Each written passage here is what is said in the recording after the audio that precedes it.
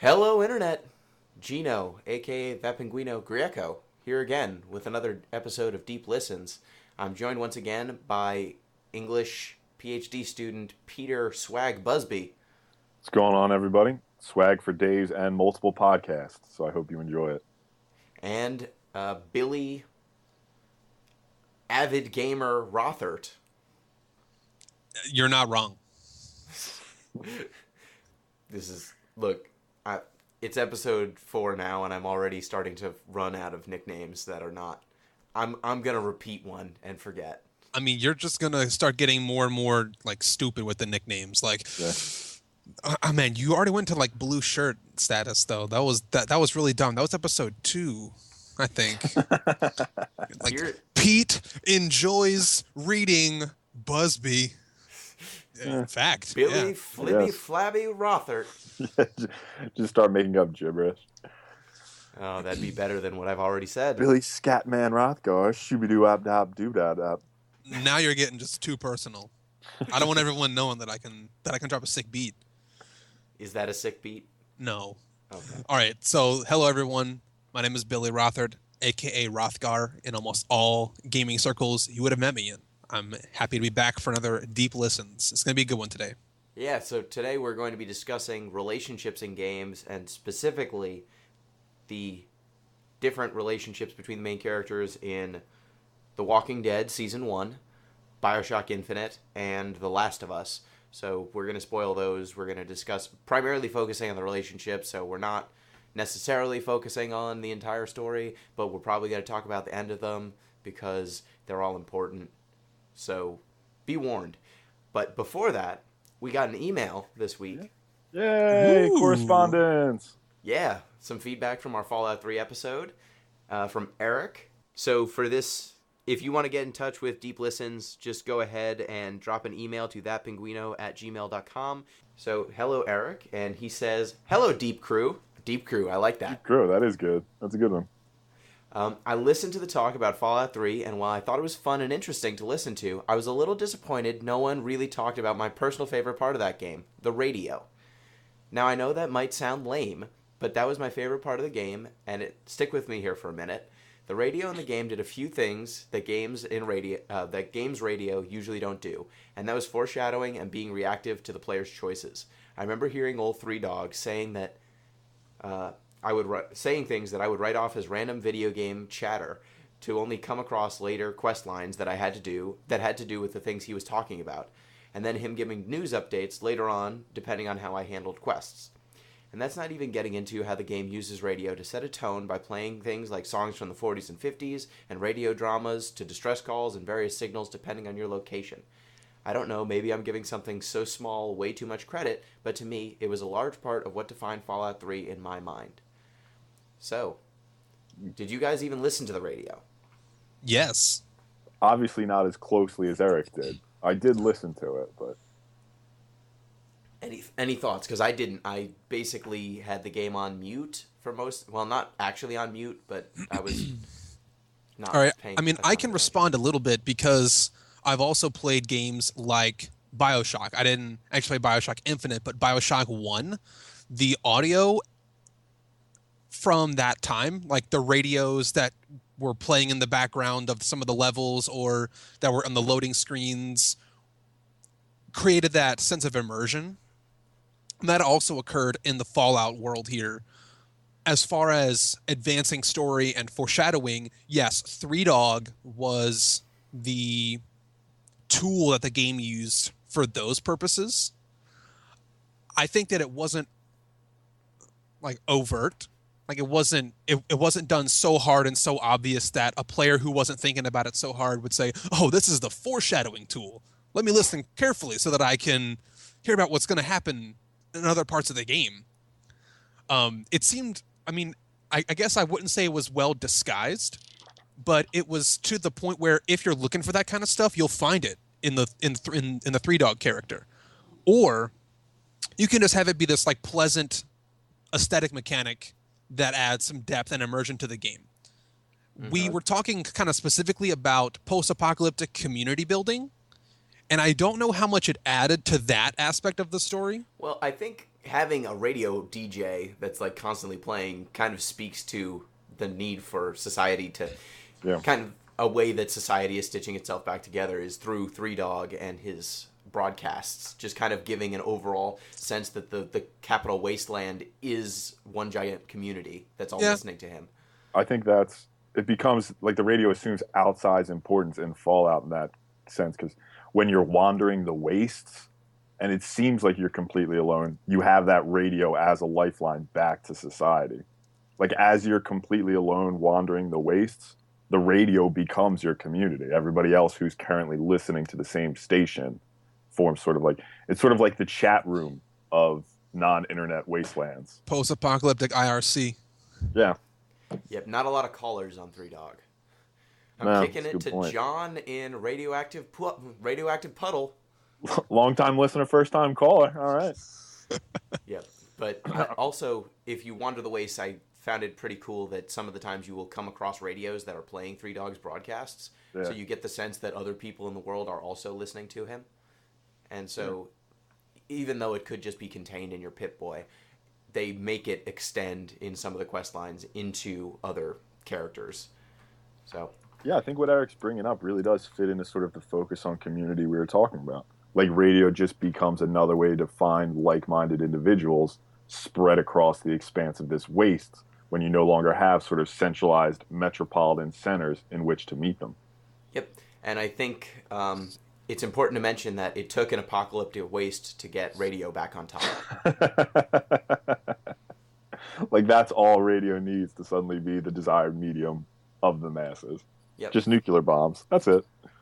Nuclear bombs and a really nice radio host. I'd like to think that Three Dog is kind of like a prophetic combination of Snoop Dogg and 2 Chainz. Like he's just the next evolutionary step. Like yes. 2 Chainz begat Three Dog. Mm-hmm. But the problem is this game came out when 2 Chainz was but a wee titty boy. So he wasn't even 2 Chainz yet. Yeah, so that can't be it, but I like to think. And we actually had one more part of the email. Seeing as this triple feature is going to be during E3, what have you guys thought about E3 so far? Thanks, and keep up the great work with the podcast, Eric. So, Final Fantasy VII Remake. Yep. That's a thing that's happening. That is a thing that's happening. Oh, God. That seems like such an ambitious decision. I think it's going to be good. At least I'll say people were asking for that for so long. It is about damn time they gave the people something. I just don't know if the community knows exactly what they were asking for. Oh, I think they don't. Also, I don't know how many of the people that were clamoring for that have played Final Fantasy VII recently. That game's not bad. It's a very good game, but there are some rough parts. Like, the translation wasn't great, and some of the pacing is not, like, Midgar, the very beginning of that game, is really unique and really solid, but then you kind of wander around for a while, and stuff isn't really happening, and that game's going to be weird. I don't know what they're going to do, if they want to renovate the combat and stuff so that it is more modern in terms of what Final Fantasy is doing right now, or if they're going to stay with the turn-based battle system, which I think Word they on should. the street is this going to be Final Fantasy 13's battle system? No. And no. I'm completely making that up. I just wanted to see your reaction. No. I see, like, remaking games. I mean, now this isn't a movie podcast, but I see it as an extension of sort of the remaking movies that's going on, right? It's just sort of a system to make, let's say, guaranteed funds. And now that, again, not a movie podcast, but Jurassic World blew out the box office for all the dollars. Yeah. I think this trend is just going to accelerate in movies, and now we can see it in gaming as well. And I think it's problematic for a lot of reasons. I mean, I'm going to get it. I mean, people who played games and played Final Fantasy VII are going to get it because they are going to want to see what this game feels like in 2015.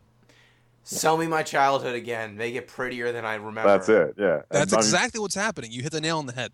People are going to succumb to that temptation every time. Yeah, and I think the nice thing is they have a real... Final Fantasy VII is one of those games where there is a real opportunity to make it much better than you remember. Like there were mistakes with the translation. The graphics were butt ugly.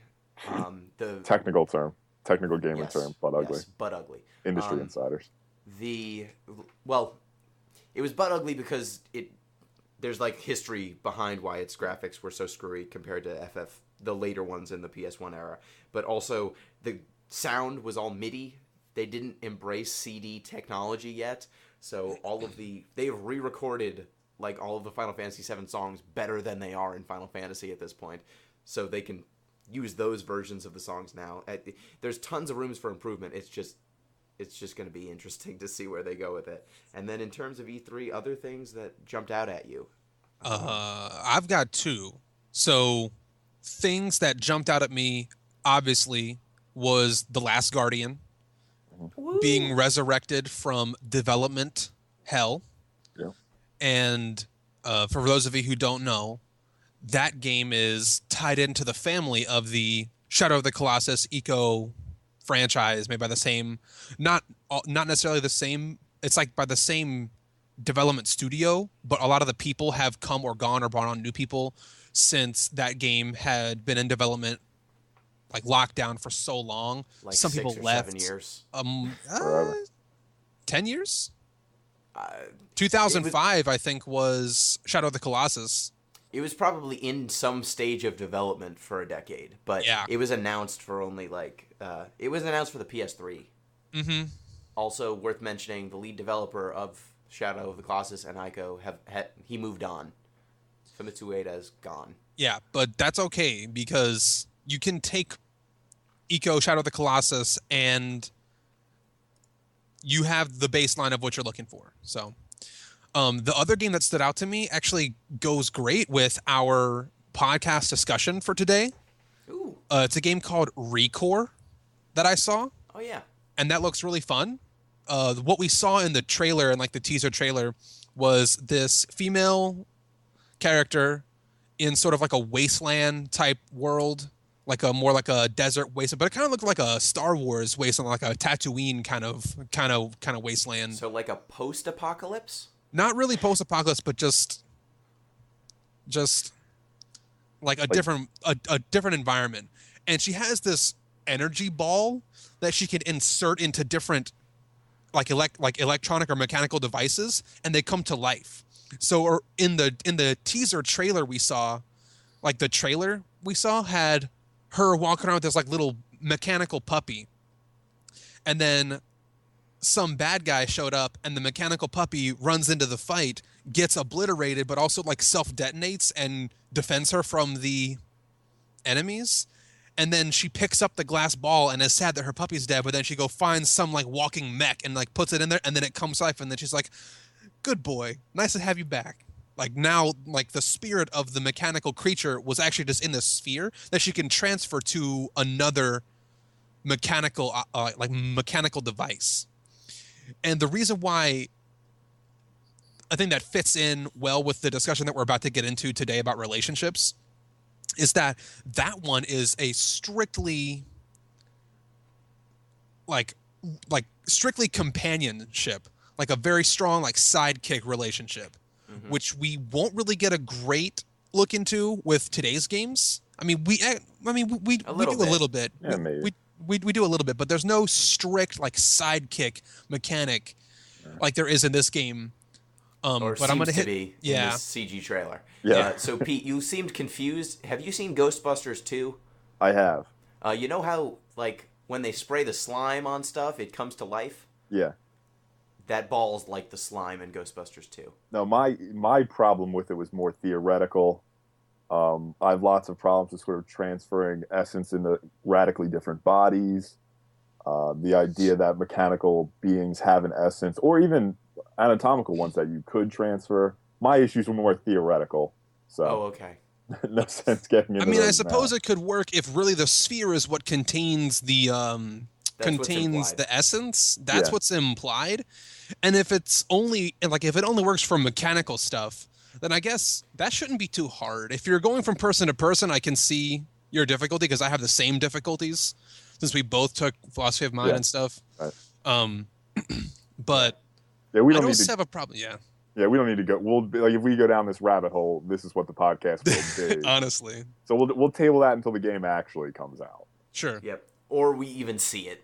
Yeah, right. We have any idea really what it is. Did anything jump out at you, Pete, from E3? Well, just to show that I'm a complex person that can hold multiple views. Star Fox, beloved franchise of my childhood. Let's go. Right. Anytime. Star Fox. Like Star Fox is basically Nintendo printing or just taking like they could come to my house and just grab like $50 like, oh, this is for Star Fox. I'm like, oh no, if it's for Star Fox, absolutely. Star Fox tax Support everywhere. the cause, right?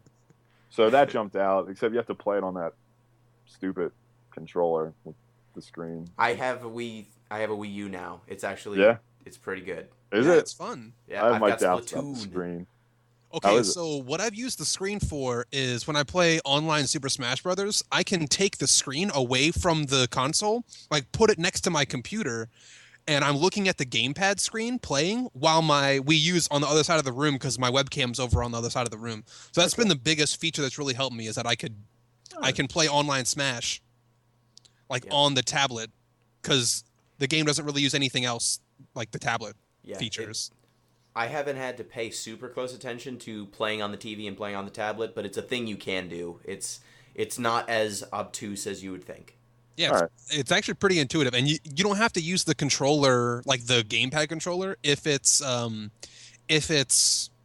Wiimote or other controller compatible game. You can just use the gamepad as the screen, which is why I like it. So You've restored my trust in my beloved Star Fox. For that, I thank you. Our beloved Star Fox. Excuse me. Let's get this right. Dib dab it. Star Fox 64. Oh my god, it's the best game. So good. Best flight sim game I've ever played. You're not flying. It's gonna scroll forward, but when I was 9, it's not simulating I was flight. flying. Anyway, well, other games that I just want to mention, Cuphead. Cuphead looks pretty great. It looks like a 1920s or 30s Mickey Mouse cartoon. Like Steamboat Willie style? Yes. Oh, it looks yeah. exactly like Steamboat Willie, but if Mickey Mouse shot like finger guns at things.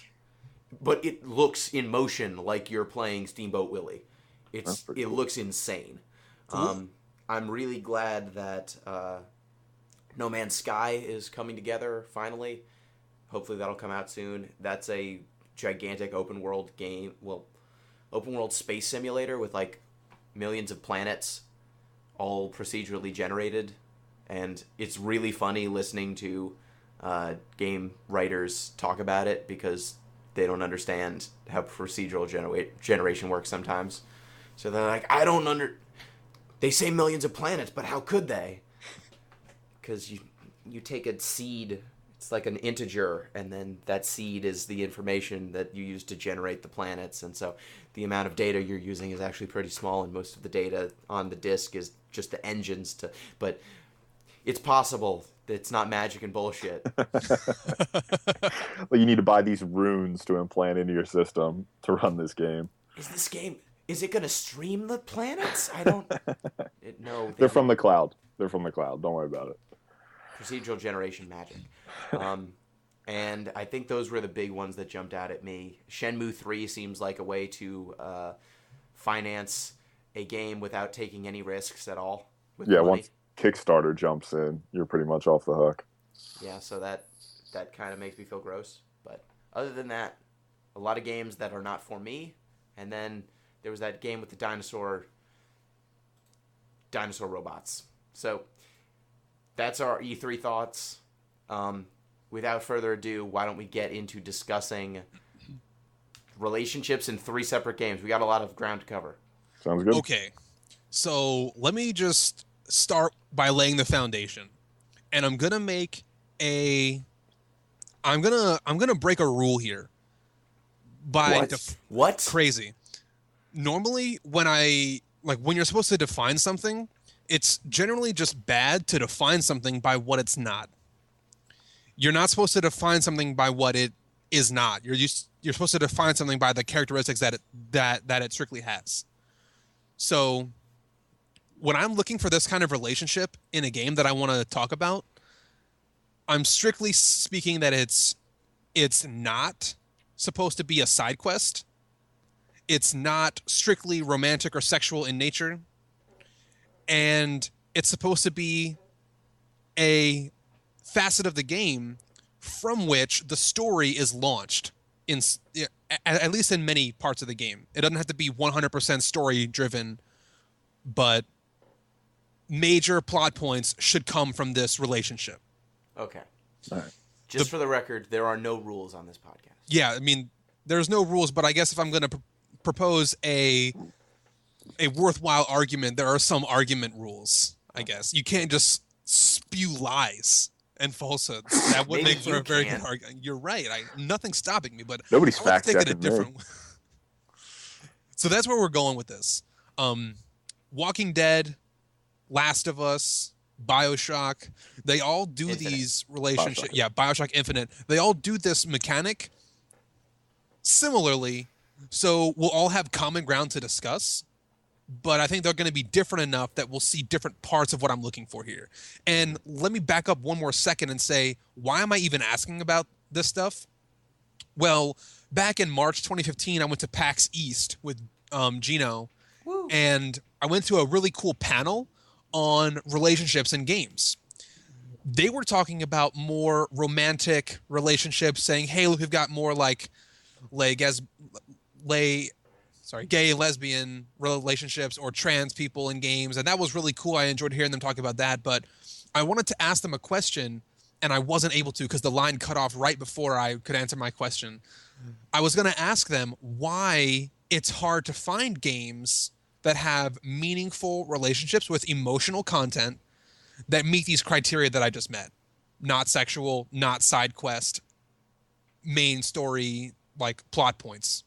Mm-hmm. I wanted to ask, why is it hard to find games like that? So, and one thing that jumps out to me from these games we started playing is just, as a programmer, just the technical challenges of making a long-term relationship that is fun to play and also fun to see. Because as we saw in at least BioShock Infinite and The Last of Us, when you're making a third-person shooter or a first-person shooter and you have a secondary character who is also responsible for being in combat situations, because that is the primary gameplay mechanic, you then have to build a very strong AI or tackle a bunch of hurdles to make sure that that AI is not in your way at all times. Because a lot of the AIs of enemies that you come up against are actually designed to like throw them into your gunfire and do dumb things so you can exploit them. They're not designed to be super killer masterminds. And I think the way that games are getting around this problem is either by completely removing... They basically treat your side character who's with you at all times as though they don't exist for the purposes of combat other than to help you. They are purely a plus. No one ever targets Elizabeth with guns. No one ever targets Ellie. And then in The Walking Dead, they remove that problem entirely by basically making all of the different sequences scripted. Clementine is only in jeopardy when she's supposed to be in jeopardy because there aren't random situations popping up. right. I think one way, at least for BioShock Infinite, that they resolve that sort of combat dilemma, and I think this is a good idea, is to make the skills complementary as opposed to overlapping. Like Elizabeth doesn't really handle firearms or use like the plasma, well, they're vigors, the vigor powers. What she does is tears open rifts in space-time, which I mean is kind of a way cooler power. But like using that, she's able to help you in combat without necessarily overlapping your skill set. Yep, and also whenever you're low on health or low on ammo, she will kind of just be like, hey, I found this thing. Look what was conveniently lying here.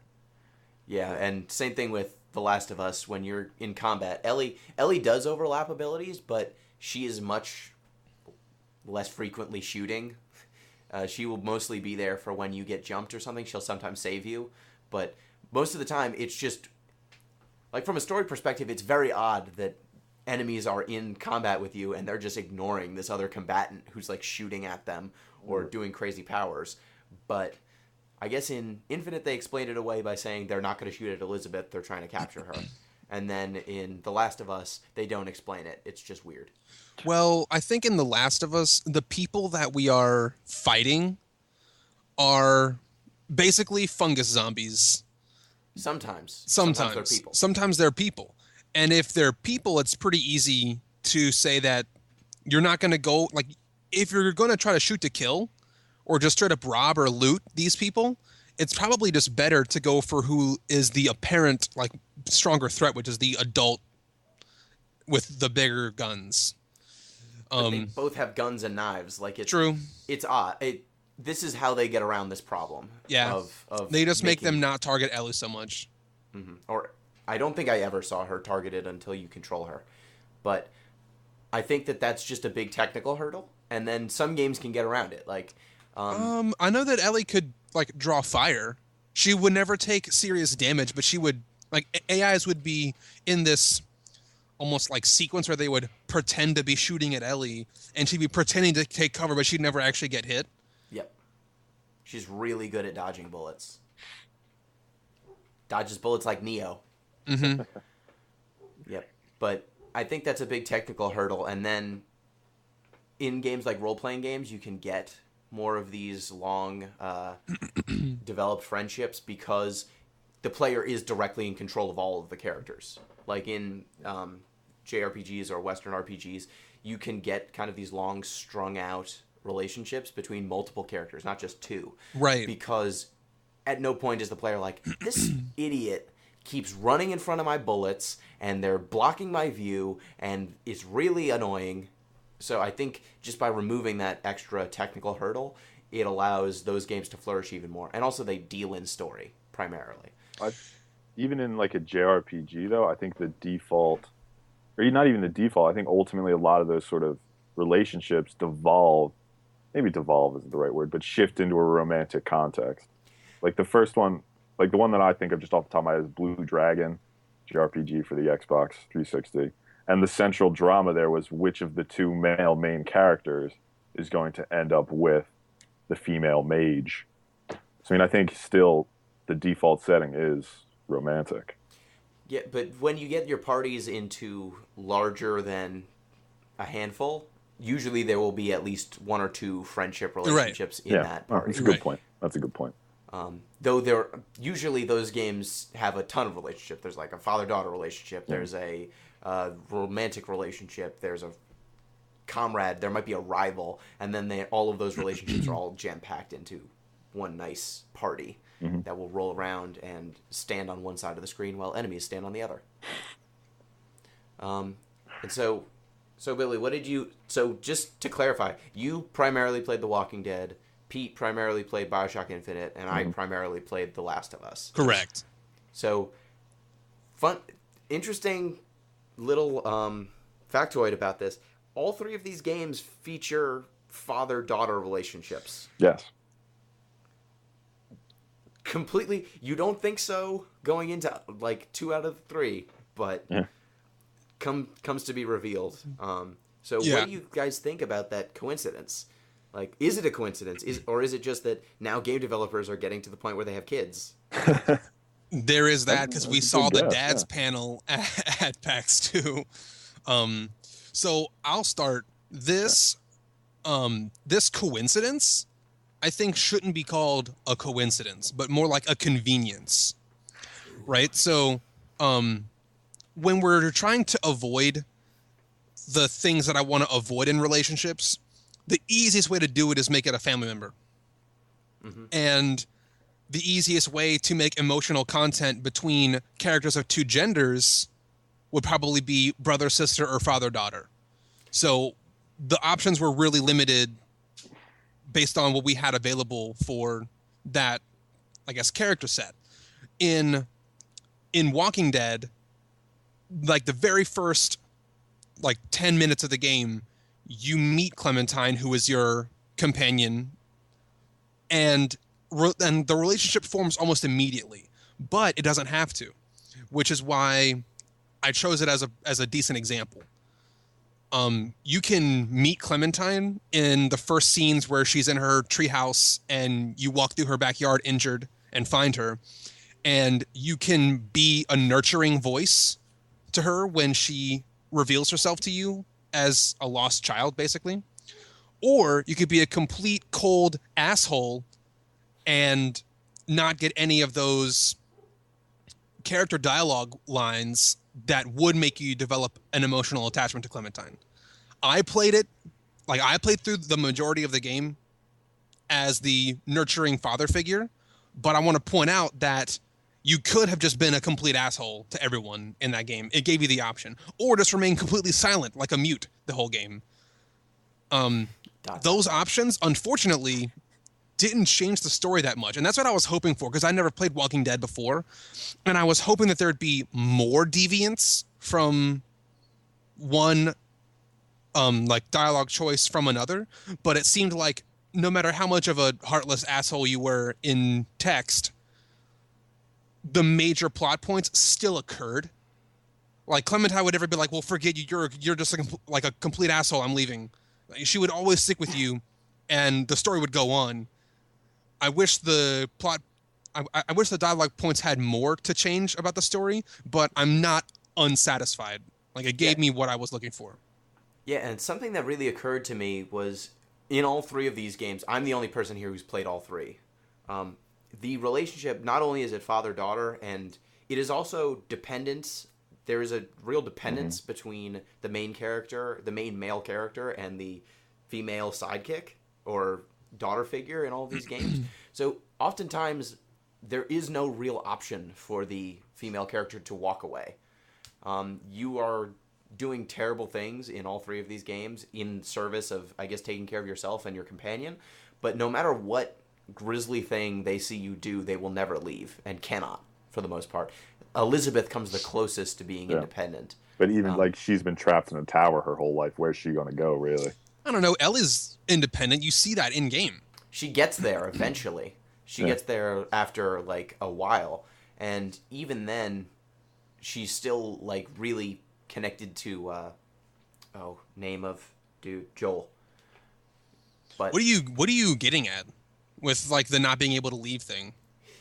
That these characters, like you're saying that no matter how much Clementine you treat her like crap, you know, she still treats you like you're significant and you matter. And it's because in these contexts, the player character is the dominant one. The player character is the one who is controlling whether they live or die. In terms of the story, that is what the story makes you understand, that they are very much attached to you and need you to rescue them, take care of them, save them. And are you saying that's a good thing or a bad thing? I'm saying it's a thing. Okay. I'm saying that in these three games that are wildly different, it's replicated. I think it's an extension of sort of a shorthand, right? Like if you think about, all right, in terms of game relationships, they're really sort of the way I see it from a macro perspective. There are basically three ways, if you include these games we played, that you can establish sort of, okay, why should I care about this person, right? And typically it's a male-female relationship, so that's the perspective I'm going to take on this. So the three perspectives the three shorthands you can use are, one, like, I don't want to say because that might sound a little weird, but let's say the protagonist is sexually attracted to this second person, right? So that's one reason you should care about them potentially. The other one is sort of the package perspective. Like you could see this in, like I would think, I haven't played the game ever, but in like Resident Evil 4, I'd imagine like you have to deliver this person to a certain location. That's your mission. So that's why you should care about them. And third, I think, is what Gino's sort of describing, and it makes the most sense in a father-daughter relationship, is this person's dependent upon me, right? This, if you look at the father-daughter, this girl's my daughter, that's why I should care about her, that's sufficient reason. And what using these shorthands do is they remove the need to establish like, okay, why should I care about this person? Well, she's courageous, she's intelligent, she's brave, right? Those are all good reasons to be, we'll say attracted to, but attracted in sort of a platonic perspective. Like, it removes the developer's necessity. And I mean, Elizabeth is brave. She's courageous in a lot of situations. But the fact that she's dependent upon you furnishes a shorthand for why you should care what happens to her. So I think it's negative in a reductive sense. Like, if you use these shorthands, you don't have to establish anything else. I would almost disagree that it... Feel free. I mean, hold on. I actually definitely disagree that this dependency on the protagonist is only doing good for the dynamic that I'm looking for.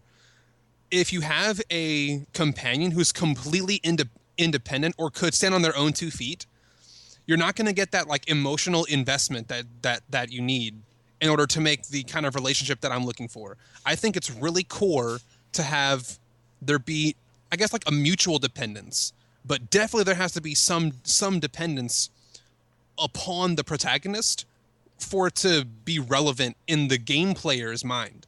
Like if there's no reason for me to make maybe some in-game sacrifices, then I mean, I guess in our games you don't have to make that many in-game sacrifices. The main characters make no sacrifices. I don't think there. If the there side was, characters are. yeah, if there were mutuality to this, I would be much more on board with it. It's the fact that like Booker is pretty much self-sufficient without Elizabeth. Yeah, and same thing with Joel. Joel makes it abundantly clear that the last thing he wants to do for like the entire first half of the game is take care of Ellie, because he can survive better if he's not risking his life to keep her alive. Lee is the closest person to being invested in that relationship from point A. Billy, I think your if you point, play him that way. Yeah, Billy, your point's definitely well made. That it's this dependence that creates that emotional response. I just think that's it's a shorthand. It's a shortcut. It's not lazy, because I don't know what like the technical challenges to get around it would be, but it's definitely reductive. Yeah, I might think that in a perfect world where we have perfectly designed video games with perfectly designed character interactions, you could make a better game where there's 2 people that are mutually self-sufficient, but you also at the same time want and need to be with this person. That's just going to be really, really freaking hard to do in a game. So I think if they're going to use a dependency, they're doing it pretty well in these games. They're making me care. They're making me care by making me responsible. Yes, and I think that in doing that, they are skewing towards this father-daughter relationship. They're skewing it towards a particular type of relationship, whereas a platonic friendship would come from mutual respect over a long... Basically, if you want to create a true platonic friendship where both characters are equally invested and the player is invested, that requires dialogue, that requires time, that requires real character building moments, and they have to have some reason to stay together just like through that growth. Whereas, like Pete said, it's a shortcut. It gets you to the point where, okay, these people have to be together. They are going to learn how to figure out their relationship, because one of these people will die without the other. Right. And so I think there is a game like that. What game? So I was bumming around the Steam sale and ran into this game that I had seen before, but had forgotten about. It's called Never Alone. Yep. And it's the game about that like Inuit or little Eskimo girl and this white fox, like this snow fox. And it's like a 2D side scroller run through the adventure world. And the 2 characters are completely dependent. Unfortunately, I mean, maybe not unfortunately, but this is a person-to-animal relationship, which I think is kind of like the easiest way to get emotional content, like a man and his dog kind of relationship. Or in this case, it's a little girl and like a fox or like a wolf or something. Yeah, I think it's a fox. It's a filmmaking technique. Like if you want to show somebody's bad, have him kick a dog. Exactly. So this would be a case where 2 characters, main characters, share a non-romantic relationship, but the story is completely driven by how they interact with one another. So that's a good example. And as I've been digging more and more into this topic of why don't we see more relationships like this in games, I'm actually finding more examples because I'm looking better. Yeah, and I think that again, that's a relationship where it's non-human with human. It's a lesser with a superior in some way. Yeah. Like they are equal in terms of gameplay responsibilities, but if you're supposed to understand their relationship, it is pet with owner, not necessarily... I don't know, because... Actually, I haven't played it. I don't know. Yeah, me neither, but my knee-jerk reaction based on what I've seen from the gameplay is that Snow Fox is really resourceful, and I would say that Snow Fox has a better raw survival ability than the girl does, but the girl has the higher technical puzzle solving ability because you're primarily Because you're human. She can work human, doorknobs. right? So So both many players doorknobs. need each other for something different. And that's the closest that I can get, I think, to a pure like Well- 50-50 relationship. Yeah, I was going to say there are more games than the ones we looked at that feature these kind of relationships, but yeah, I think it's weird that a lot of the times in these games, well, I don't think it's weird in terms of if you understand who are making games and who they are making games for, Yeah. that we often end up with a male protagonist who is protecting a younger or more feeble female protagonist. I don't think that that's a coincidence, No, but I think we've all sort of. we've mentioned this multiple times. Yeah. I mean, I'm curious. Can you think of anything? I can't think of a game where you control like a mother protecting her son, No. or even where like there is that sort of relationship.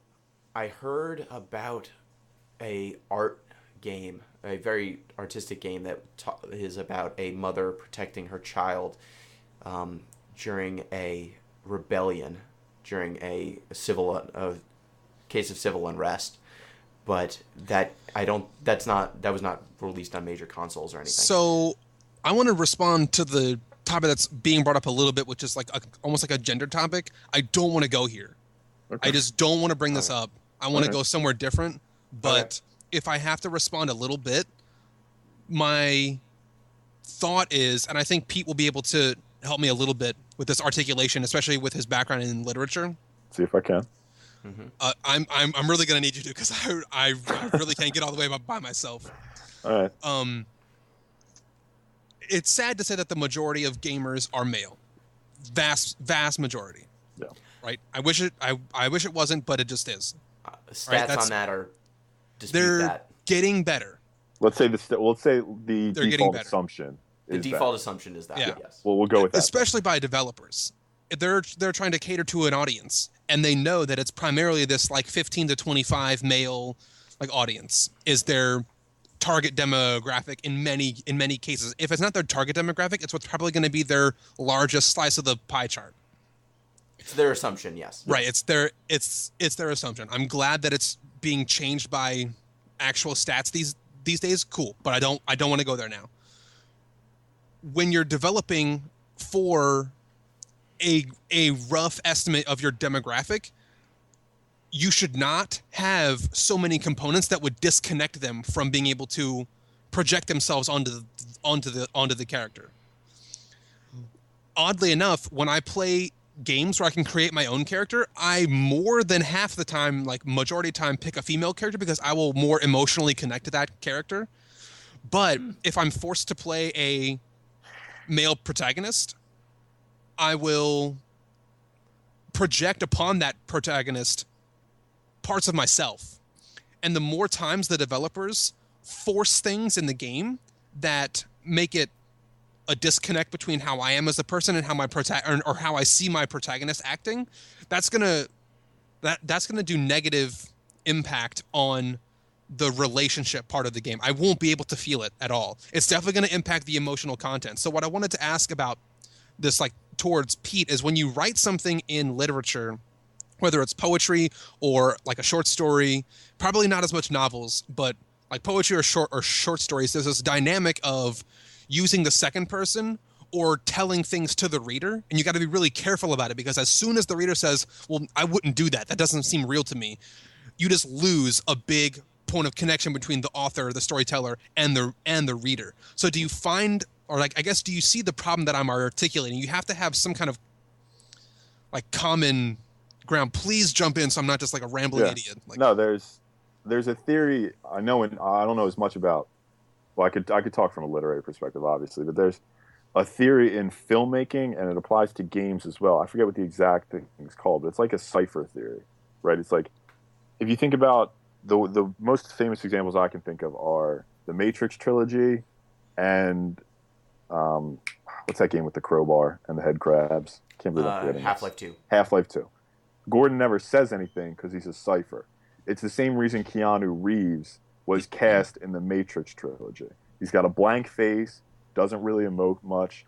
He's meant to be a cipher onto which the audience can project themselves, right? There's also, I mean, very seldom in literature do you see the second person. And I mean, it might be for that very reason, or because you can't really create a character if you're trying to utilize the second person. But I think what you're articulating is this cipher theory. The more details you give to your protagonist, the more difficult it is for a large subsection of your audience to project themselves onto Exactly. him or her. Thank God you had the vocab word, because I just freaking did not. Yeah. Well, I think I didn't know what I was made up going with cipher that. theory, but there is Well, whatever a it theory. is. I forget what it's called. Yeah, that's what I'm talking about. Yeah. You really can't get that if you just craft it too much on the developer side. So you have to leave. Yeah. I want to push back. Go for it. You can. Like, there are games that manage to make you care about a female protagonist or care about someone who is beyond your own circumstances. I think it can be done. I think that it is reflective of more what position in the writer and developers' lives they happen to be when these games were made, because I think these games are a little bit emblematic that the developers of the games are starting to grow up and starting to have kids of their own. Right. And so those games are starting to trickle through. And the father-daughter relationship speaks to them. It also speaks to their audience. I think it's great that those games are starting to get made. And a game that would, I think, fit your criteria and also satisfy my my criteria as well is this game called, I think, Beyond Two Souls. Two Souls? It's gets a lot of love on our podcast. it's too much for sure. Beyond Two Souls is this cool game where there's a female protagonist who has this like spirit or this like soul incorporeal. No, it's basically two souls. It's basically like a one player, but it's like you control two players co-op, and the protagonist is female while the non-physical soul or spirit that is her partner is like assumed to be male. All I know is that the entity is referred to as Aiden. Yeah. So that's where I would have a primary female protagonist, but I could still connect to that. Like the one detail of it being a female or not the gender that I identify with, that's not a deal breaker for me. Mm-hmm. I still can connect with that.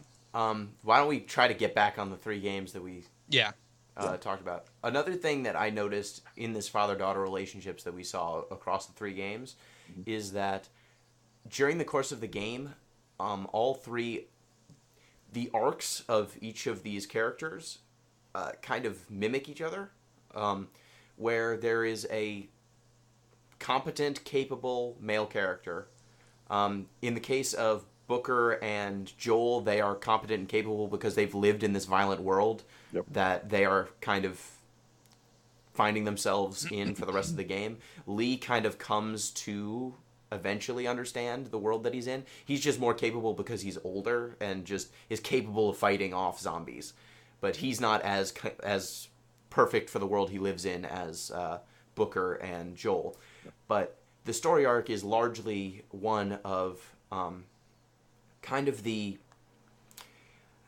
I want to say growing up of the side character, but it's not necessarily growing up because it's really the hardening of the side characters. Maturation, perhaps. Hardening is probably a good word, though. But it's not just a maturation, because often those three characters, Lee, Clementine, Elizabeth, and Ellie, begin the game as trusting, self-capable within the context they originated in, but not in the violent context that the game world, or in some cases the main character, is going to impose upon them. They are caring, they're trustworthy, they are honest, they're competent within the circumstances they're used to, but they are then ripped out of those circumstances and thrust into a violent world that the main character... The Walking Dead is kind of in its own place with this, because it's kind of imposed on everyone that the zombie apocalypse is happening. But before Booker showed up in Bioshock Infinite, the world was not a violent place where Booker's skill set was going to be especially useful. Before Joel basically said, okay, Ellie, you're coming with me into this wasteland, though it is still a bad place, she was in a safe zone. She was in a place where she didn't need to be gun competent and capable of slitting throats. And so each of these characters go from caring and trustworthy to hardened, violent, capable of violence, if not violent, and kind of disillusioned to killing. And so I'm wondering. You mean like when Pete was talking about in Fallout 3, this like like this capacity for enacting your will is oftentimes violence? In these scenarios, it makes sense. I wonder too if this might be stretching a little bit, but why not? This is what we do. Stretch away. Yeah, right. I wonder if a birth metaphor would be useful here. Like, sure. I don't know about the other games, but I know for BioShock Infinite, like Elizabeth starts in a womb-like tower. Like she's just trapped in this single room with, the songbird as companion. And eventually she's birthed out into this world that she's not necessarily prepared for, in which overall she hardens. Like, you could look at it as a birth more and assess sort of this innocence, this trustingness as it's sort of an anti-Hobbesian state of nature from which they emerge once they're thrust into the world. Could you apply, like, is there sort of like a womb space in the other games? If not womb, like, is it like an egg? Like, they, like, come out of an egg as this, like, thing you want to protect. Yeah, in literature, the womb is what people use for that stuff. But, yeah, Clementine starts out in a treehouse. Yeah, basically. That's what I was thinking. Like, the first time you have any character dialogue with her, she's in a treehouse talking to you through a two-way radio, and then she comes down and helps you. That's her introduction into the world as far as the game player is concerned. Same sort of womb space. Yeah. And in The Last of Us, it's a little complicated because in the game proper, Ellie starts off in a safe zone. It's literally there are military bases that basically keep out the zombie fungus people and create some semblance of normalcy. However, there's also a piece of downloadable content that shows Ellie's life before she was in the safe zone and how she came to be in that safe zone. So in the context of the game proper, yes, there is a space that she's in before she goes out into the world. If you take the entire arc as being her time during the DLC as well, then I'm not sure. I didn't play the DLC, but I think that it is less woomy. Woomy. I think it works very well for BioShock Infinite. One, because the tower, and because it ends with Elizabeth supplanting in some way her father, Booker DeWitt. What it is sort of a truncated, it's sort of Freudian, right, to think that like our inevitable goal is to supplant our parents, but it's sort of a truncated Freudian story of maturation, right?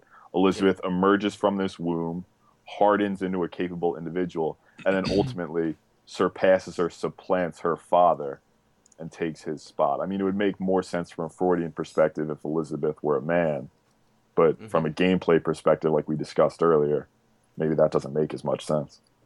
I mean, the same thing kind of happens in The Walking Dead because Lee dies, spoiler, and I haven't played the other episodes. Or sorry, like the sequel to this game.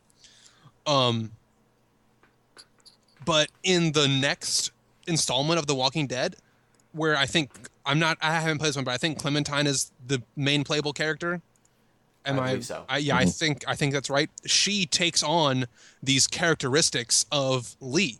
And I had this buddy of mine who was a huge fan of the series, everything about it. He played it way more than I did, but he said, yeah, I just played like the new game. This is when it came out. And the developers did a really great character development point where they made Clementine look like Clementine and feel like Clementine, but a Clementine that had been brought up by Lee and has like Lee character traits now. So if we're talking about that concept that Pete just brought up, Walking Dead definitely fits the bill. Yep, and The Last of Us actually bucks this because in the case of The Last of Us, Joel is so domineering that he will not allow Ellie to basically live her life under her own desires. So the main thrust of the story of What do you mean The by Last that? of Us, I'll explain. Okay. The main thrust of the story of The Last of Us is that you are trying to get Ellie to this group called the Fireflies. They are kind of a revolutionary group that still has scientists. They are still trying to solve this fungal outbreak that is destroying the world. And Ellie is immune to the disease. So she has something about her that allows her to survive any exposure to the fungus. She can be bitten. She can. No, breathe she is infected. spores. It's just not. It's not affecting her. Yeah, she's got some sort of built-up immunity, so she's not. It's not progressing. So, the whole thrust of the game is to get her to the Fireflies so that they can do research on her to find a cure. At the end of the game, you find the Fireflies, and they have a lab. They are putting her under anesthesia. They're going to, in order to get at the fungus that they need to study, it grows in her brain. It grows in her central nervous system. So she is going to have to die in the surgery so that they can get all of the samples they need to synthesize a cure. They feel very strongly they're going to synthesize a cure.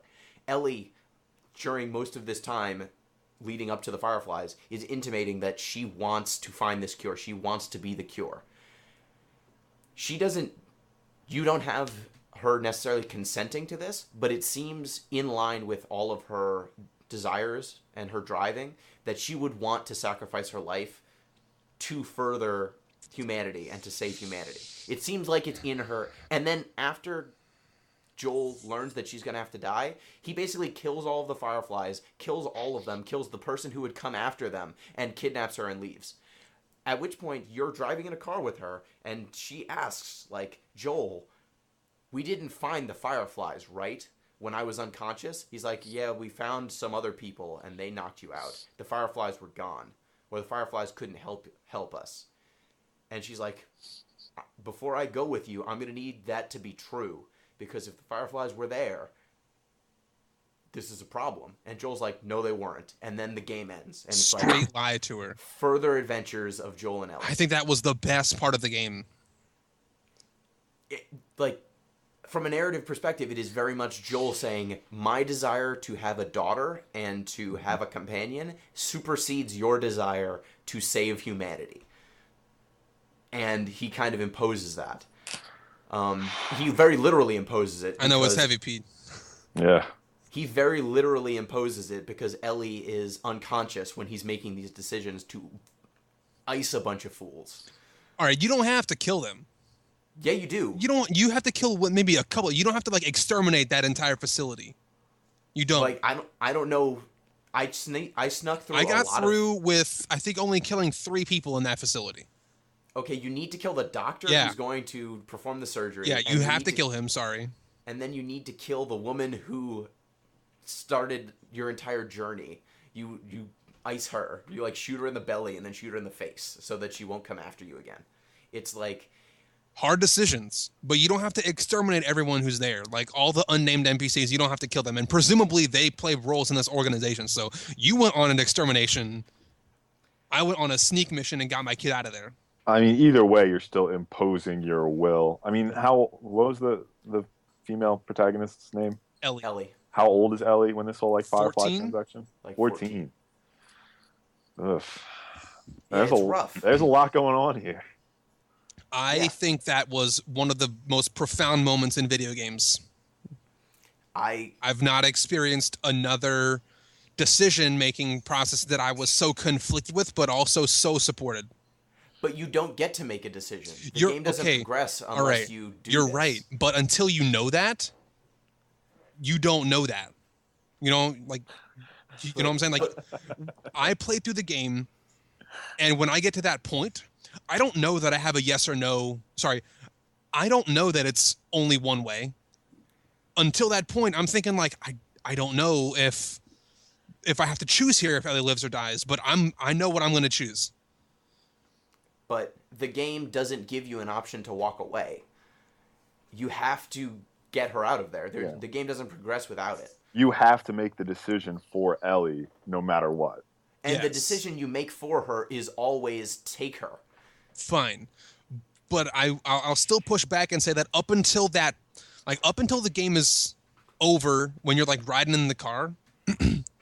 I guess up until you take Ellie off the table and start carrying her out, even if there is no actual option present in the world, the game developers made a concerted effort to make you think like you had this other option. But you don't. I will have to concede you don't. But like Joel is getting escorted out of the Firefly's office, and the point at which you regain control, he has killed a guy. You're not like, it goes from like him learning that she's going to die to the next time you're in control of the game, he's already decided that he's going to get her. Fine. Did Ellie know prior to this that she was going to have to sacrifice herself to become a cure? Okay. She just knew that she was going to go in like a procedure. She went under the anesthesia, or like I guess she agreed to just go like have a procedure done, but she does not know that it was going to take her life. Okay. No. So it is. That's why it's complicated. It's not like it's not. I'm not saying that Joel is completely unwarranted in thinking that Ellie doesn't want this. Yeah. But when at the end of the game she is asking you very point blank, were there fireflies? Was there a situation where we could have done something? And he says no, and he very clearly lies to her that she may have wanted. She basically tells you a story that she wanted her life to mean something. And Joel is like, nah. Nah, you don't want that. My desire for you to be my surrogate daughter, to replace the daughter I lost, supersedes your desire to sacrifice your life in a meaningful way. And I think that, like, the other two games very clearly set up a storyline where you are bringing up this person who is not capable in the world that they currently exist, and then at a certain point they supersede their protector. The Last of Us, basically, at a certain point, Ellie, you see that she is competent, that she could survive on her own without Joel. And Joel artificially stamps that down and says, no, you and me are together because I want us to be. I think what you're seeing is an instrumentalization of this secondary character. And I think you can see that in BioShock Infinite as well. Just what's cool that The Last of Us did is it inverted the timeline. Like at the beginning of BioShock Infinite, Elizabeth, and I forget what her name was at that point. Does anybody remember? Anne? Was it Anne? Anne Comstock? When she was a baby? Yeah, when she wasn't Elizabeth yet. Anna, I think. Anna, yeah. So when she's still Booker's daughter, he instrumentalizes her and turns her basically into a poker chip. He sells her to pay off what I think are gambling debts. Yeah. But then what the character arc does is it brings Booker all the way back around to where he sees he's regretful and he sees Elizabeth as his daughter. Whereas The Last of Us is inverting that timeline. It's taking maybe what started off as a person with her own desires and wishes and instrumentalizing her as a replacement for his surrogate daughter. Now, it actually kind of like the Booker situation. At first, Ellie is a chip. Ellie, he is taking Ellie to the Fireflies as a deal, as a job, and he makes it very clear through most of the early part of the game that he sees her as a burden that he does not want to carry. Mm-hmm. At a certain point, she proves herself competent enough and just kind of whittles down his exterior, to which he starts to care about her, and it's very clear that he starts to see her as a surrogate daughter. At which point, then he cannot abide her leaving. And at the very end, he basically says, my desire for you to not leave me supersedes your desire to sacrifice yourself. Well, let's get meta for a second, shall we? I'm all about getting meta. So, okay. So, Metapod. What makes the relationship with Ellie relevant for him basically is that he identifies her with his surrogate daughter, at the end at least. Yeah, I don't know if Pete knows this, but like in the actual opening scene of The Last of Us, you see Joel's character and his biological daughter, and control her. Yeah, you control them, and she gets killed. Oh. So he actually loses his daughter, who was like 13 or 15, same age, and that's what makes it more poignant that he now meets Ellie and has another daughter, like very clear, like almost like a replacement. Well, point stands. So what's relevant is that he's identifying this with a different relationship, right? Right. So, as gamers playing these games, I don't think it'd be possible to form any sort of emotional connection if you couldn't draw parallels between the game relationships and relationships in your own life, right? You have to have experienced some sort of, let's say, protector role at some point in order to understand this. And I wonder if this relationship with Ellie is just sort of the parallels between real world and game relationships taken to an extreme. It's the necessary identification between different relationships in order to create an emotional bond that he has just taken to like a whole nother pathological level.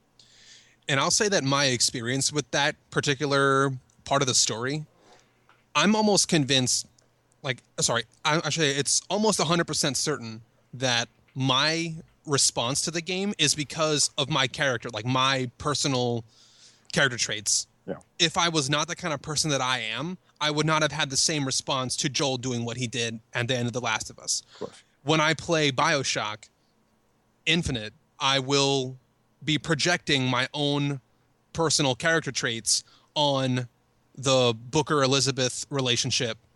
So that will make it more relevant for me. If I was the kind of person who was more lone wolf, isolated, didn't really care about people, it would be totally different. But I am the kind of person who likes to be a protector figure. A lot of people call me, like, I have like a father aura, like a father presence in how I act in any part of my life. People joke around, sound like a dad figure. But that makes sense why I feel this way about these games. Mm-hmm. Yeah, and it makes sense to you as someone who identifies with Joel as a father figure why he is making this decision, because it seems like it's in her best interest because you don't want her to die. I'm not sure if it's only in her best interest. I think Joel's doing something selfish and probably wrong. Like, I think that Joel's decision is probably a bad decision, but I like that he made it. Mm-hmm. I think the question then, at least the one I would go with from here would be, is there something inherently pathological about projecting relationships onto each other, perhaps? No, you can say that. I would probably go there. Like, we can't help doing it, like seeing video game relationships or other real world relationships in the context of other sort of ones we've had. But is there something inherently simplistic, reductive, pick your buzzword, I am trying to find some kind of common denominator here. Yeah. And what I want is for developers to identify it and produce more of it. So let me take a step back and look at like the grand scheme of games. Okay. We have things like across all genres. You have relationships in games like Call of Duty, where you are the protagonist and you've got soldier number 57 next to you and you care a little bit about them, but then not really. You know, you have games like a Final Fantasy game where you care about Tidus and Yuna in Final Fantasy X, but it's really not like it's not essential to the story. It's really just an RPG game, a Final Fantasy RPG. It is okay. Maybe Tidus Yuna is not a very good example. Better example would probably be a Fire Emblem game where you could have relationships at the end of the game, but you can go through the entire part of the game ignoring that stuff and still get a full gameplay experience.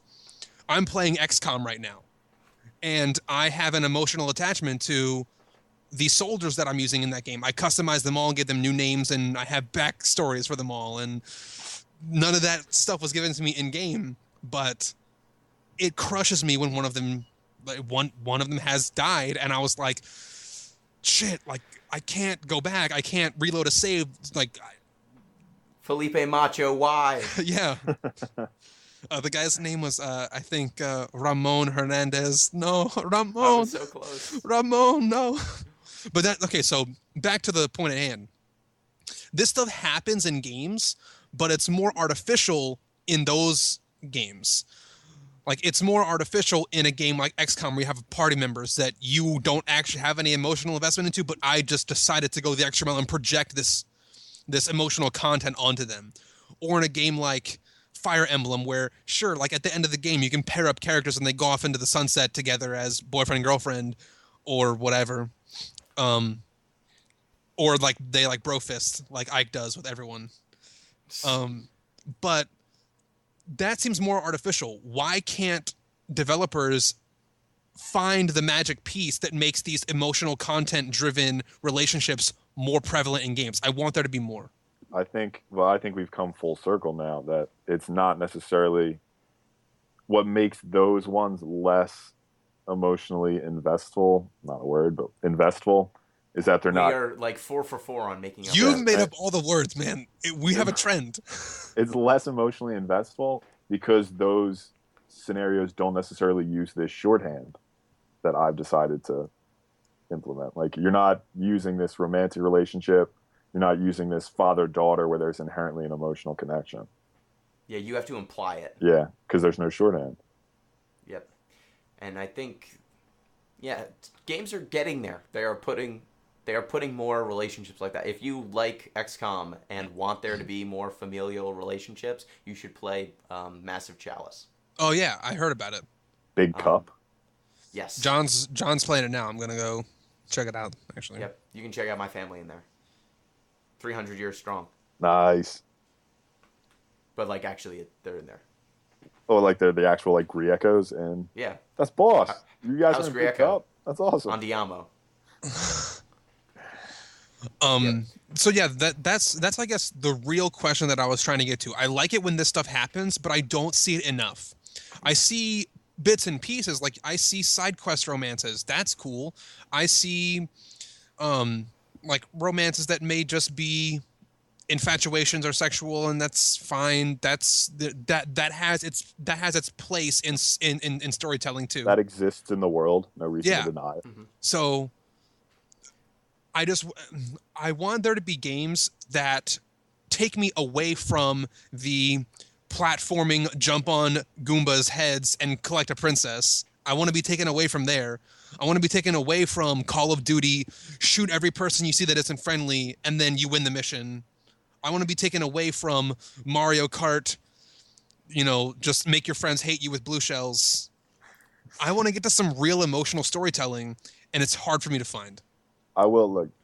I wanted to say this at the very beginning, and I'd be remiss if I didn't say it now. It doesn't have a lot to do with our topic, but the original Kingdom Hearts, like the first one for PS2, broke my heart when I was a kid. Oh man, like just break the my heart, emotions, and I'm a grown ass man. The emotions that made me feel are just, they're off the charts. I haven't felt anything since. Why didn't I even think of Kingdom Hearts? That's a perfect example. Yeah. Well, that's basically romantic too. That's what True. violates your step. Except for Donald and Goofy, your buddies. Yeah, that's a good point. You do got your bros. Sidekicks. You make those there's actually no gameplay choices to be made there, but there's actually a time in Kingdom Hearts 2 where Goofy gets like seriously injured and you think he's dead. No, not Goofy. Like you think that he just but not Goofy. died Get rid for of the Donald. cause I don't care about Donald, but until not he's Goofy. like, oh gosh, just took a massive head injury, folks. Concussion. Good thing my noggin's pretty hard. Thanks, Roger Goodell. Like yeah, like he gets like a serious like blow to the head and is presumed almost dead. And I'm like, oh shit, Goofy, no, please. What a hard-hitting roller coaster that first Kingdom Hearts game. God, Kingdom Hearts was. I can't believe I didn't think of that, but it does fit. I think one thing also that we're kind of ignoring and prioritizing these two main the main relationships in each of these games is the relationships you have with characters beyond just the main protagonist and the main female character. In BioShock Infinite, that kind of doesn't exist. You have an adversarial relationship with Comstock. Yeah, Well, and then doesn't it who's the exist with the leader? big daddies and the little daughters a little bit? Not in Infinite. I don't know. Who's the All leader right, of the fine. Vox Populi? That one. Vox Populi. Right. Fitzroy, Daisy Fitzroy. Yeah, that's have- sort of adversarial though too. She's basically Yeah. an enemy. Yeah, Yeah, they start out complicated and then become just simple. simple enemies. Yeah. But in the case of The Walking Dead and also The Last of Us, you do get additional companions and you do get other relationships. And so I think if we're talking about relationships in general, we might want to look at some of those as well, just to say like for example, Lee and who's the kind of rednecky Kenny. guy with the Kenny. Lee and Kenny, they have a relationship that lasts almost as long as Lee and Clementine's. True. And I feel like people don't necessarily discuss beyond that central father-daughter Yeah, relationship. Lee and Kenny is really important because a friend of mine who also played the game played it almost exactly the opposite as I did. I was very supportive of Kenny, and helped like in all the hard times. I helped him out. I saved Duck when he was going to get killed at the farm. I saved yeah. him instead of the other person. I defended Kenny in almost all Kenny scenarios where you could be defended.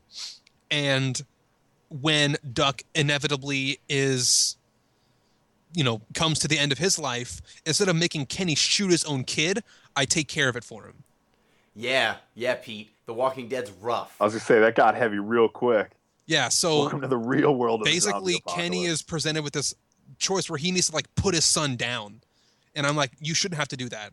I'll do it. Like I'll do it. And then later in the game, you see another like zombie boy, and Kenny is confronted with it, and he can't do it again. And I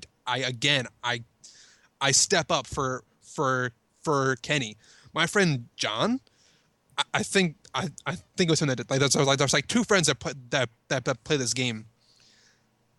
My friend just like shit on Kenny's life, like did not help him at all, like never defended him, just hated Kenny, and just did all the opposite things. I'm not sure if it was John or not. Kenny, you shoot your son. Yeah, I'm not sure if it was John or not. I can't say that for certain, but that relationship I actually like, not as a story part, but as a mechanics, because you could, by the end of the game, be way different with Kenny.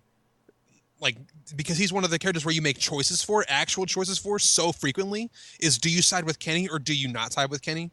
Or do you side with everyone else? Yeah, basically. It's like Kenny versus the world in a lot of this game, and for good reason. Like, Kenny is kind of the most radical person, I think, in the game as far as what he's doing and what his beliefs are.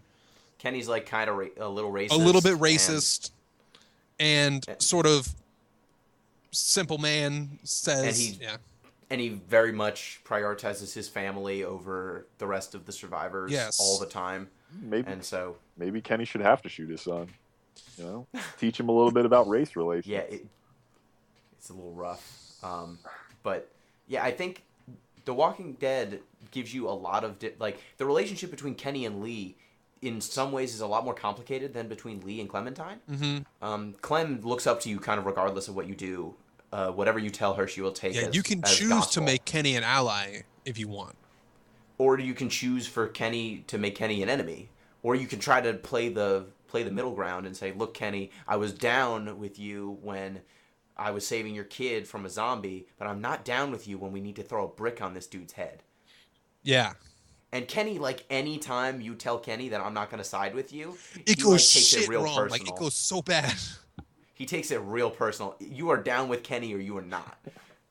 Ride or die with Kenny. Yeah, really, honestly.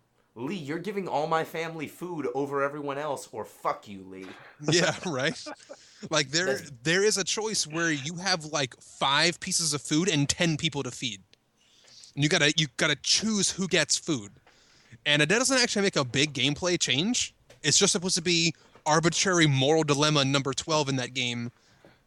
And you feel it, though. Yeah, you fucking feel it. God, that was hard. But I think that, like we were saying earlier on how the games keep leaning on this kind of father-daughter relationship, they do as the primary driving... family relationship. At least family. Yeah, at least family. They tend to be the primary driver, but in that context, there are also side relationships that we may not linger on quite so much, but they exist. Like, Kenny is an equal to Lee. He is supposed to be. Kenny can really screw with your day if you make him an enemy, and he can also be a really good friend if you befriend him, because he is one of the only survivors who survives for almost the whole story. Yeah, lots of people leave or get killed or whatever. In fact, it kind of took something away from the game for me when I found out that in any of those situations where you save a person, you have to save 1 out of 2 people. Whoever you save, like, always just dies later. Like, that kind of, for the most part. Yeah, for the most. If it's like a decision where you have to save one person or the other, you're given a dilemma where there's like 2 zombies attacking 2 people, and you got to save one of them, but you don't have time to save the other, that person always dies later. Valar Yeah, Morghulis, man. Duck always dies. If you save the other guy, I actually didn't say him, but I don't know, but it says he also dies later. Yeah, but Duck. The difference is some of the times the character who you choose to save, if then the other choice, sometimes that character will live regardless of whether you chose to save them or not. Like Duck, that very first choice, he won't even get bit. Kenny will just save him, and then the other guy will live for a little bit longer. Whereas if you save Duck, that guy just dies immediately, and then Herschel kicks you off his farm. And Kenny's cool with you because you saved Duck. But there are So if you definitely- save the other guy, Duck lives? yeah, he lives. Kenny saves him, and Kenny's pissed that you didn't save his son, and that really sets your relationship off on a bad foot. He's not cool with that. Why'd you try to save that boy instead of my boy? Well, Kenny, because your boy, I thought you had it. And he did. Also, Duck was like the most useless character in game. I almost regret. Like, that was a hard decision. Like, they knew that I was going to pick the kid, but Duck was useless. I'm sure that other guy would have been at least helpful in some way. He ends up not being, but it's fine. Jesus. But also in The Last of Us, there are other side relationships. None of them last as long as the Joel-Ellie relationship, but there are a lot. Yeah, of... what's the first girl that you travel with? Tess. Yeah, Tess. Tess comes to Tess mind. is the first character who you... Basically, he is Joel's... she is Joel's running buddy until she eats it. This whole game's coming back to me. I'm about to cry. Their relationship is equal. They are equals, basically. They're both smugglers, and they seem to have a romantic relationship, too. Like, their relationship seems pretty complex. Then she eats it. You meet She doesn't eat it. She gets bitten and sacrifices herself so that they can get away in like a unwinnable firefight with soldiers. That's true. She makes a big last stand. So she eats it. She eats Okay. it heroically. She heroically eats Yeah. it. Fine. Like when I eat a hero sandwich. Then The there's brothers. The brothers, which is really rough. You meet a brother and a Like an older boy brother and and a his little little- brother, yeah. yeah, and they have the same relationship that you have with Ellie, except They're it's brothers, two yeah. brothers instead of a dad and his surrogate daughter. Yeah, not only do we get a new companion relationship, like you get those two people and their relationship, which is relevant, but then Joel, mirrors yours yeah, but then exactly. Ellie and I forget the kid's name, Ellie and the other boy, who are roughly the same age, start becoming friends until he eats it, as Gino eloquently put. He gets bit, and then the little kid So somebody eats him, and then he eats it. Kind of. yeah, and then his older brother kills himself because he has to Wow. put down his little brother. Dude, The Last of Us is heavy. Yeah. Wow. And then you meet. Then you get Ellie kind of off on her own for a little bit. Oh, you meet Joel's brother. Oh, and, yeah, true. His wife. They have a relationship. It seems Joel and his brother have backstabbed each other a couple times. And so they have a relationship, and you kind of get the sense that Joel could have a life with his brother in his brother's community, but doesn't work out. So I think that each of these games, at least The Last of Us and The Walking Dead, do give you more than just this father-daughter relationship. It's just that it's in the margins. Yeah. And even saying in the margins, I think, is false, because some of these relationships are very big, but I think in our minds, like, Billy, would you have associated, like, Kenny as being as significant as Clementine? No. But he is there Yes. for almost He is as a long. constant. He felt to me like a party member, like one of the starting party members. He Right. felt to me like Barrett or Tifa feels in like Final Fantasy VII. Like you can just get Yuffie at the very end of the game, like, "Hey YOLO, come join me on this mission to kill Sephiroth." And she's like, "Yeah, sweet, I'm in. Whatever. Sounds Get dope." mine. Or you can just completely miss Get the Vincent, loot. but he feels to me like Kenny feels to me like the Barrett of like Final Fantasy VII. He's just kind of there from the start and just kind of chills, but doesn't actually get a ton of character development. Well, like Yeah. Barrett doesn't get a ton. Kenny gets some. Yeah. So I think there are side relationships there that for some reason as players we tend to if not ignore, we tend to not prioritize as much as that driving relationship. And it makes sense because each of these games ends with a very dramatic moment that has a character acting very much as a father figure, and it kind of leaves a big impression. Yeah, so deep episode of Deep Listens. Heavy. All right, let's just like bring it to a nice close.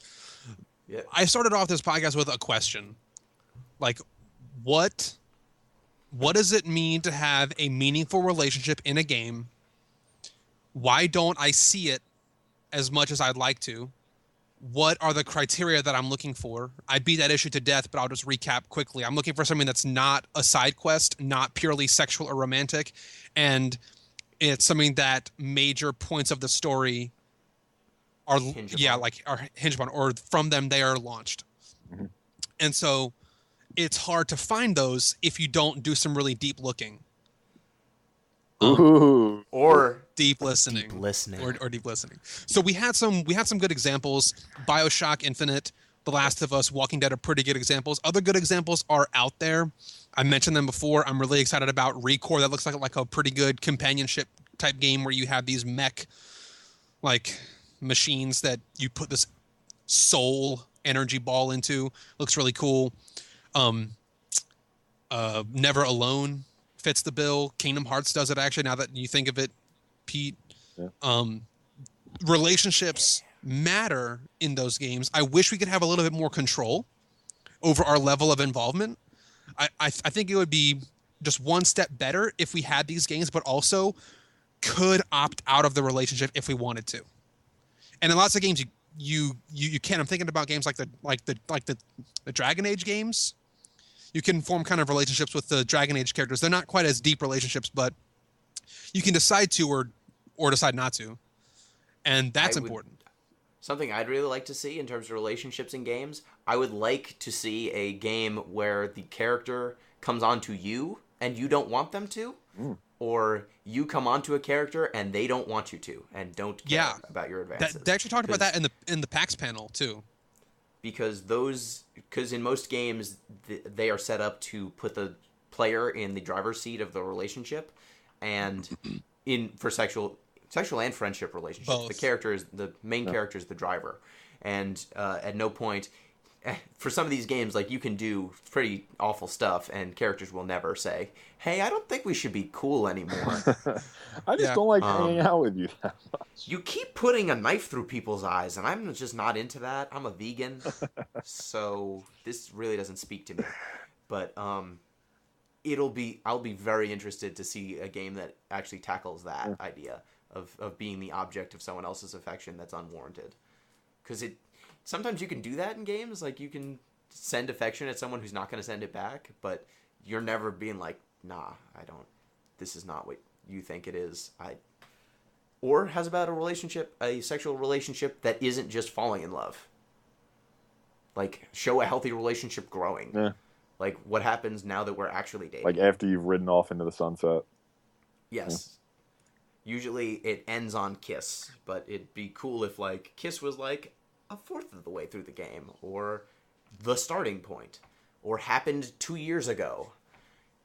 So, yeah, I think that's also a side effect of games being made for a largely younger audience, so that speaks to them. But, yeah, I think this was a good discussion of relationships in games, and so for the next episode of Deep Listens, I was thinking we could play To the Moon. Sounds fun.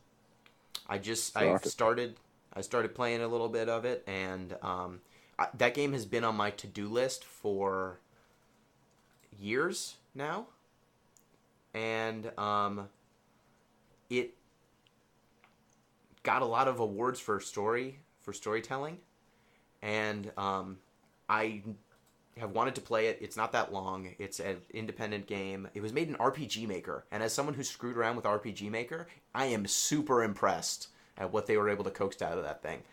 And so that's gonna, I think, be our next one, if that's cool with you guys. Yeah, I'm down with that. All right, we're going to go to the moon next episode. So I hope you enjoyed this episode of Deep Listens. Thank you, everybody. Again, my name is Billy Rothgar. I got pretty deep into some discussion today, more than I bargained for. But I'm glad we could hammer out some of these points. Woo. Yeah, and thanks everybody for tuning in. It'd be nice too if I mean, obviously we're three guys. If we could get some female listeners to weigh in on some of these Oh, subjects, I'm working on it. yeah, I think it give us a nice perspective. And just Yeah. if you want to feel some real feels, play Kingdom Hearts. Oh Make you feel man, things you never thought Pete, you would. you gotta play Last of Us, Pete. I think will, you man. you I haven't look played to it. I'm sorry we spoiled some stuff, but Yeah, whatever. shit, that game is heavy and good. Sounds like it. Yep. I have been looking to get some people of different persuasions other than like We're working on three it. straight white guys, but we're working on it. And this finding people who are comfortable with talking and also have the rapport is the thing. Yeah. But we'll Yeah, I mean, it's we'll really hammer it just out. anybody.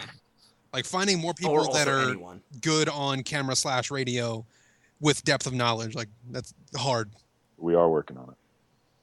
It is hard, and we are working on it. And We hopefully love we you for won't have one of listening. these discussions Send us again with- emails. I won't have to be the person who says talk to Max. Please God. So I hope you enjoyed this episode of Deep Listens.